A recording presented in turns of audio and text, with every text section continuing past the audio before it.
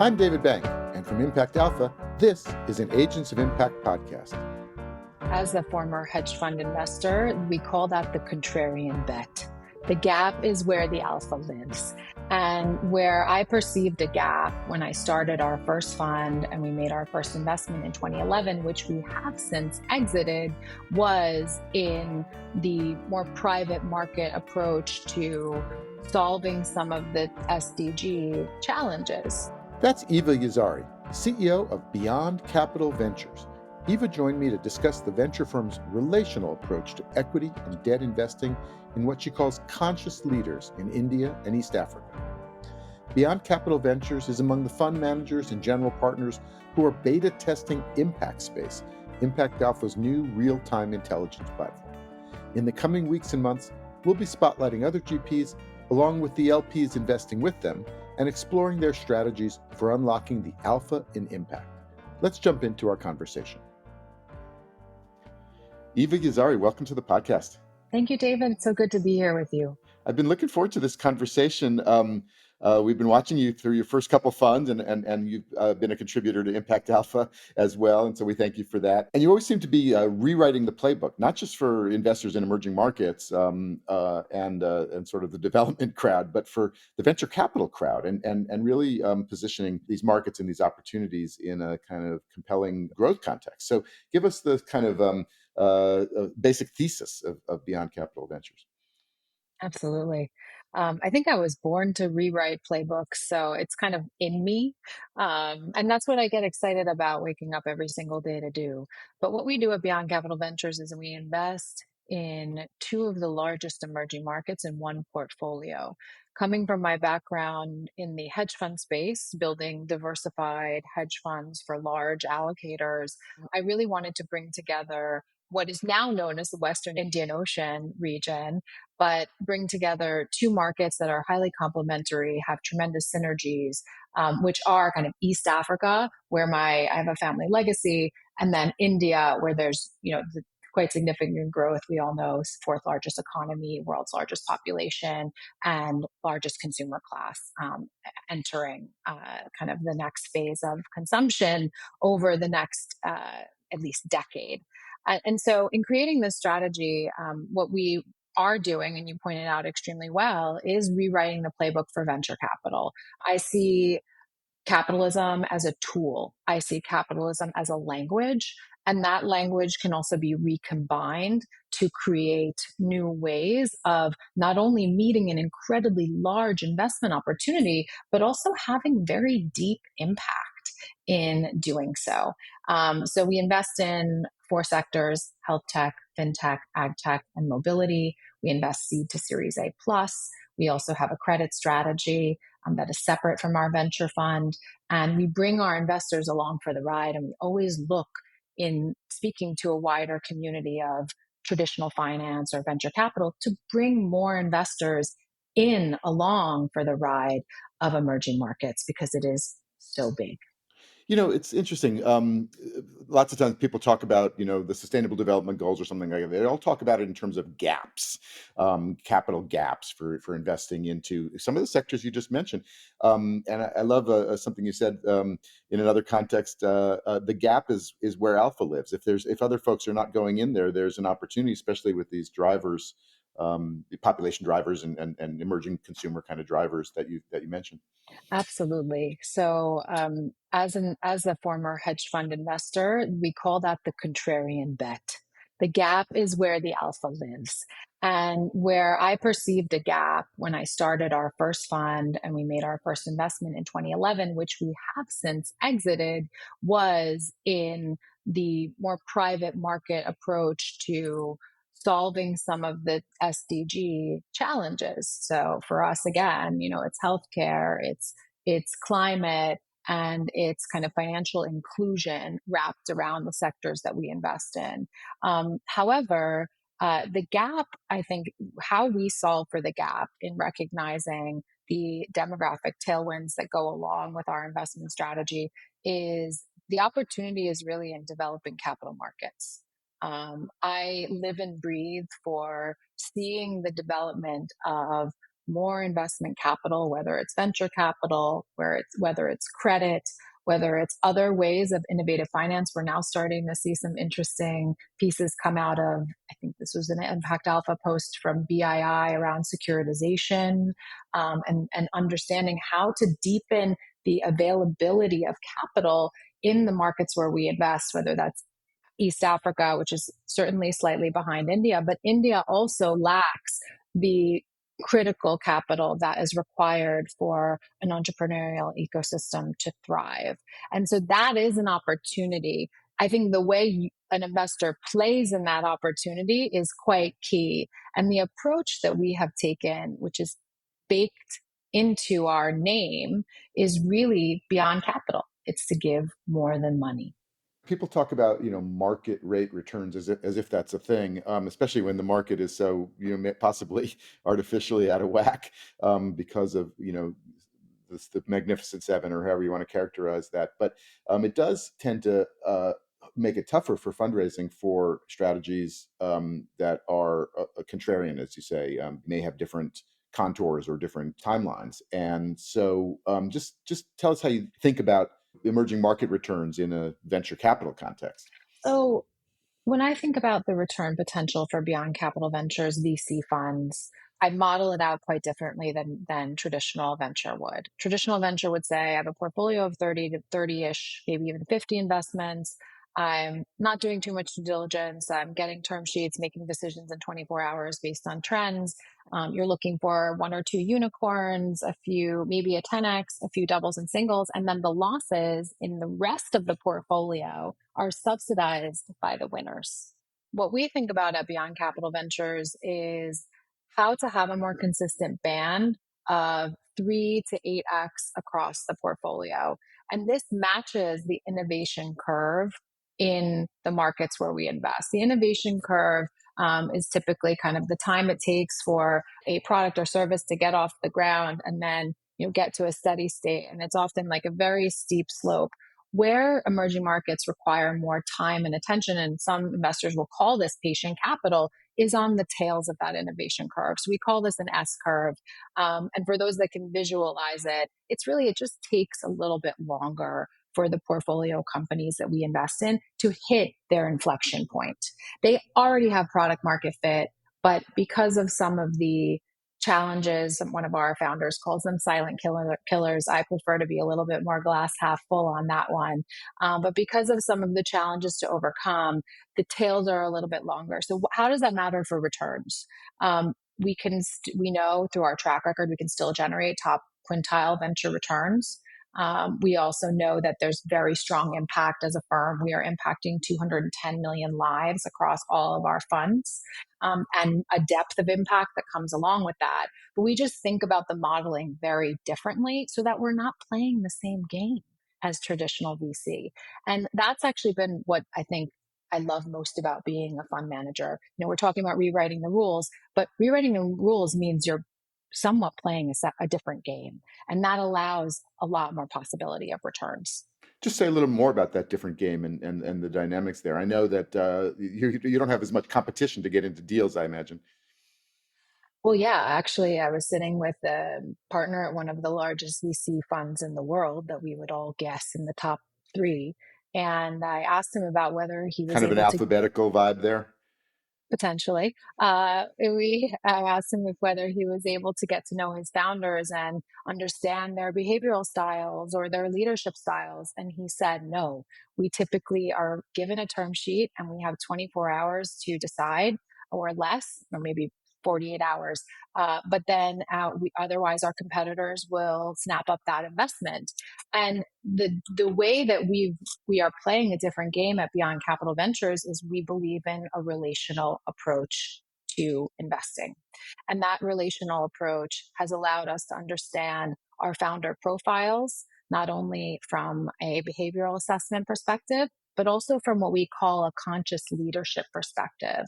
Because in order to live on this line between impact and traditional venture or traditional kind of more traditional finance, I put that in air quotes for sure, we need to know that our founders are committed to impact. And the way that We believe through a larger research project that we did that founders are committed to impact is to think about all stakeholders, and we call that conscious leadership, to be always aware of all stakeholders in all decision making.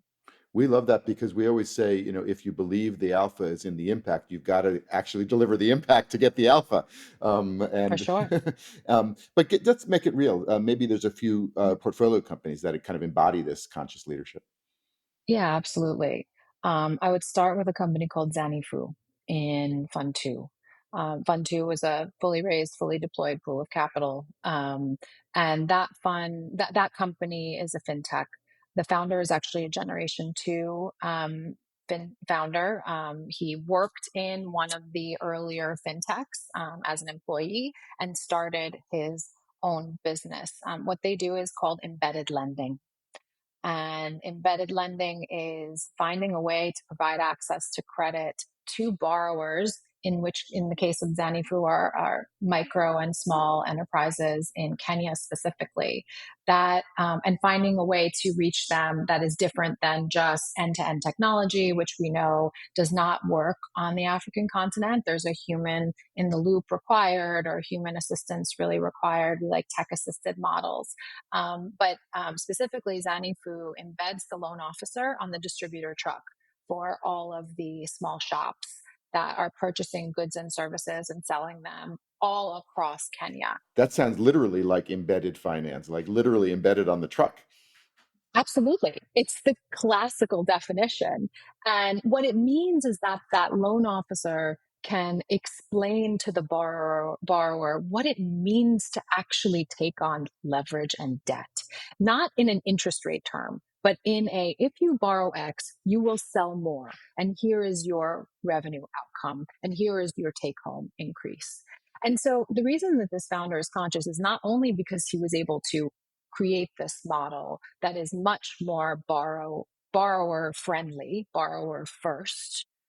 He also runs his company in a way that acknowledges the environment in which he's working. So, again, it's not end to end tech, although it's very tech enabled behind the scenes. He's collecting data sets to always make their borrowing more affordable and improve the underwriting process. And finally, this male founder is one of the top founders in our portfolio that has put gender forward policies in place at the human resources level as well. So we see it in multi dimensions when it comes to conscious leadership. Typically, one conscious leader is not just good at one area, they are good at all areas. They are thinking about employees, their shareholders, their customers, the government, the community. And Steve Biko from Zanifu really exemplifies that. Because they're conscious, I imagine. And so it brings up a number of trends just in the conversation. One of it is that you're enabling these small shopkeepers. And I think sometimes there's a thought that, why not just put a Walmart in there and roll up the markets in these emerging markets? And there is a lot of consolidation, obviously, and as these consumer markets develop. But there's also hundreds or thousands or millions, I get imagine, of small shopkeepers. Yeah, well, entrepreneurship is one of the fundamental backbones of the African economy. And as investors from our Nairobi office and from our Delhi office, where we have local teams, we understand that a Walmart or even an aggregated purchasing network with a catalog likely will not work. And therefore, we are very, very focused on ensuring that the solutions are the right solutions. And so I think it's a great point, but I think ultimately, when we believe in having an impact as a VC long term, we are looking to provide access to jobs, increase incomes, and this is absolutely what Zanifu does, improve livelihoods, which would be access to goods and services or need to haves, but also make them more affordable. And then also we have gender and climate impact at Beyond Capital Ventures. But to answer your question, um, let's just say the kind of informal markets of Africa will likely remain. And we're always thinking about replacement versus enhancement. And Zanifu is an enhancement strategy. You mentioned your offices in Nairobi and Delhi, and I just want to ask you kind of about the logistics of being a kind of global firm, and how you deal with all the complexities of regulations and compliance and currency risk, and just maybe briefly, because I know that's a can of worms, but just briefly, just describe the structure, and so folks understand how the firm works. Yeah, absolutely. So you're right. I mentioned investing from Nairobi and from Delhi, where we have our offices and team members. That is important from that those are the investment offices. And we have two partners in California that work hand in hand, whether it's the kind of Delaware fund operations or even offshore fund operations, because we do have a non-taxable offshore structure for investors that might be foundations, et cetera, or even European investors that we have amongst our investor base. I would actually say that with the right structure, a remote organization can thrive, but it requires leadership, David. And I think that all of rewriting any playbook or thinking about systems very differently requires leadership. And I personally find that sitting in the US is an advantage, um, from the partner perspective, because we are also raising the majority of our capital here. While I do have Kenyan LPs and of course I have European LPs, I think that I have incredible investment team members who are long term, whom I've cultivated, and we all speak the same language and sing the same song, that are South African, are Kenyan, and are in India. Very happy to say we have an entirely all female Indian team. And so I think it's taken work to make sure that our structure is sound and there are no gaps. But we have been a remote organization since before COVID. And so we had that competitive advantage, I would say, in switching over to being more remote as we grew. And then I am in Africa and India 4 times a year. And as you know, with my father having grown up in Tanzania, it's important for me as a person to be where we invest, and spend time with founders. We are always communicating with our founders very regularly, almost as if they are, friends or family. And I think that really helps to connect the dots. But at the same time, we can then be in the places where we can help to bring in more capital, because without more capital, I believe that building capital markets will almost be impossible where we invest. And so I'm very committed to telling the story here in the US and in London, where I also split my time. And you mentioned, your investor base, and folks will want to know, both maybe who some of those are, what types, but more broadly, what the fundraising environment is like, because we're hearing that it's been very tough. And not to put too fine a point on it, you're a solo woman GP, is kind of rarity in the space. And how does that play out? Is that an obstacle, an advantage?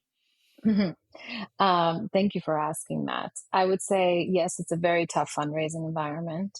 And I think it's a lot of just market uncertainty, but also what I would call distraction from non fundamental investment opportunities. I do put AI in that category. I do see our strategy as lower risk than some of the Silicon Valley more traditional kind of enterprise SaaS or AI type investing.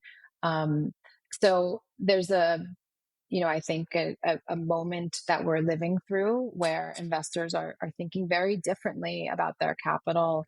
And I do perceive there's slightly less impact investing capital available right now today. Now, when it comes to we're lucky to have multiple funds fully closed and fully deployed under our belt.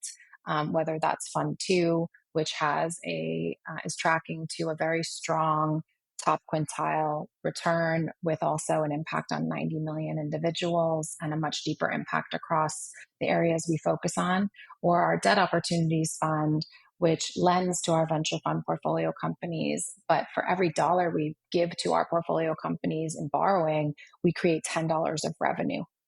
So we really are having an incredible leverage effect. But to answer your question about being a female fund manager, I would say I do believe there is bias in the market. I think for advice for any female fund managers out there, having a really good support network is very important. I don't believe that Impact Alpha has ever talked about this group, but I'm a member of I would say secret society of over 400 female general partners, and that society is called Transact Global, and we can kind of ask each other any question that we have and connect around what it's like to be a woman raising venture capital in the venture capital space right now. And I think the biggest challenge for any manager that is in this emerging category, like Beyond Capital Ventures, but perhaps has created the institutional quality that we can grow into already, which is what we've done at Beyond Capital Ventures. The biggest challenge is getting in the room. That's kind of where I'll leave it. Being in the conversations that about the actual allocations. And I've been on record saying this. I'm going to say it again. I believe that if allocators are not putting money in female fund managers in a dedicated way, they are contributing to the problem that we are all experiencing right now. That's why in my very limited VC GP portfolio, I've committed to only investing in female fund managers myself. But overall, I think this is a mindset game, and I'm happy to play it. And I'm excited to be at the table as well. Eva, you mentioned the debt fund, and that's an interesting evolution because all the other funds have been equity. Why is debt so intriguing now? Yeah, well, 2023 was the year of private credit. In the US in particular. And I was, watching the investment world and the movement towards, private credit fund with distributions or private credit fund with dividends or yields or cash yield distributions. And I spent a little time reflecting on the lack of working capital for our portfolio companies. And we've had many companies come to us since the start of Fund 2 and certainly in Fund 1 asking for introductions to debt providers. And we knew a few, but what we realized was that debt is mercenary. And I know that sounds like a very large term, but while there were providers of credit, they were asking for more than just an interest rate and the standard due diligence fee and admin fee. They were asking for life insurance policies on our founders to benefit their investment. They were asking for hedging fees that made effective interest rates 28%. And we, as an impact, but also in a way to step in and rewrite the rules around how credit should be provided, started our own debt fund in 2024. And that fund invests only in our venture fund portfolio companies. We provide senior secured loans.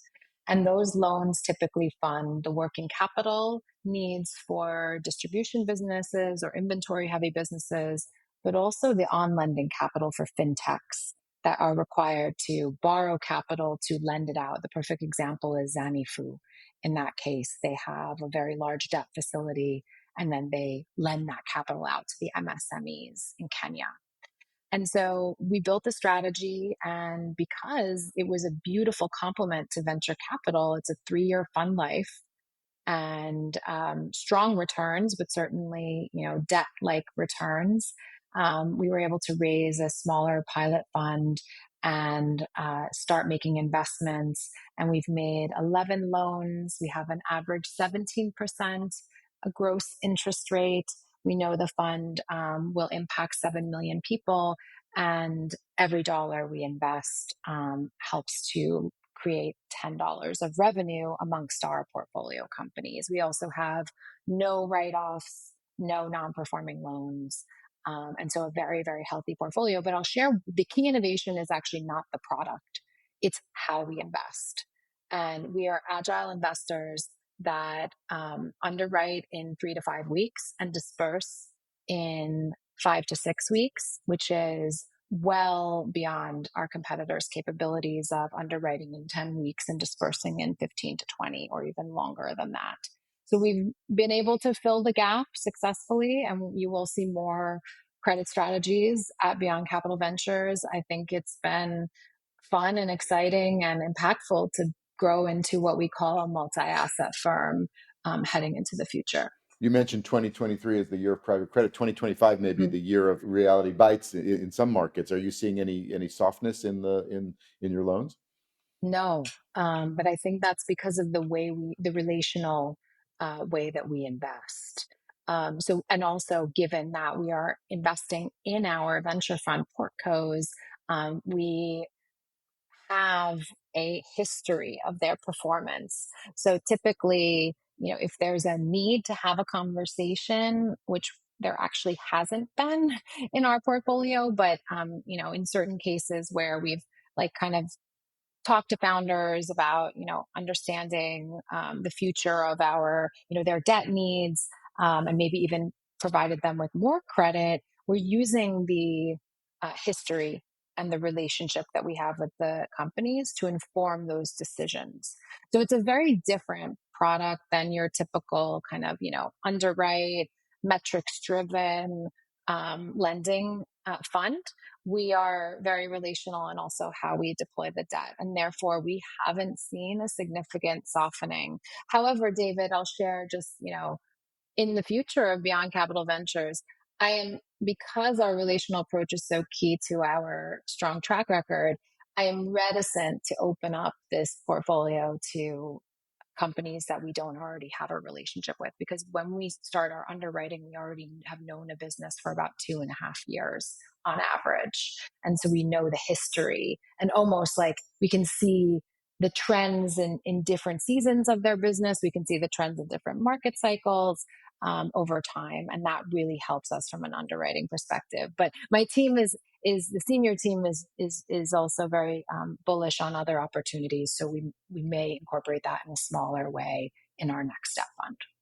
Maybe just as a closing thought, you mentioned kind of the current environment, and it's certainly volatile to say the least, and including in some of the markets you're operating in. I know there's been a big pullback, not just in foreign aid, but also in investment overseas more broadly. And so, is there a moment to step up, or is there a moment to pull back?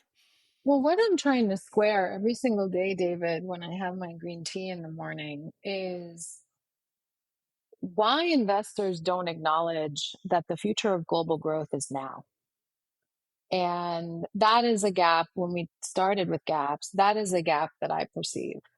There's a lacking understanding. Again, I think because of uncertainty and I would say miscalibrated risk biases, but also I would say distractions from some fear of missing out around AI and some more traditional investments. That is a gap that I think I am happy to be a fund manager investing in East Africa, investing in India, investing in the next wave of global consumers in an inclusive way. I actually sleep well at night. And I think investors, almost like the rhetorical question for me is for investors is, are you sleeping well at night with your investments? And if you're not, then perhaps you should look in a different direction, because we know we have on the credit side, we have 100% repayment rate. We have a strong return potential.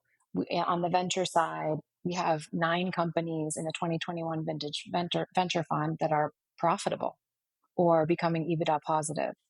And I'm only speaking about the financial metrics. So to answer your question, I really do, believe that the fundamental call to action, or like what we need more of, is an awareness of where the global trends are moving, and how and investors, acknowledging that how they can play in those global trends vis-a-vis just more distracting kind of smaller, I don't want to say smaller, but more distracting opportunities that may not move the needle, particularly when it comes to impact. So I think with foreign aid pulling back, there's a big opportunity for private markets. And I'll leave with just one example, which is a company called Kasha in our portfolio. Kasha is a women's health e-commerce platform. They've kind of pivoted into a more health e-commerce platform. They are picking up all of the pieces of US aid, and pulling back from East Africa and the missing funding, but doing it in a way that is a private sector solution to a public sector problem, and building the enduring supply chains that will last into the future where you can't take the funding away. And that is what I'm excited about as a fund manager. Well, Eva Yazhari, we're looking forward to watching how you continue to rewrite the rules, and good luck in everything, and come back soon on the podcast and into Impact Alpha. Thank you. Thanks so much, David. It's been a pleasure to speak with you today. That's going to do it for this Agents of Impact podcast. Big thanks to Eva, to our producer Isaac Silk, to the whole team at Impact Alpha, and to all of you Agents of Impact, with gratitude for all that you do.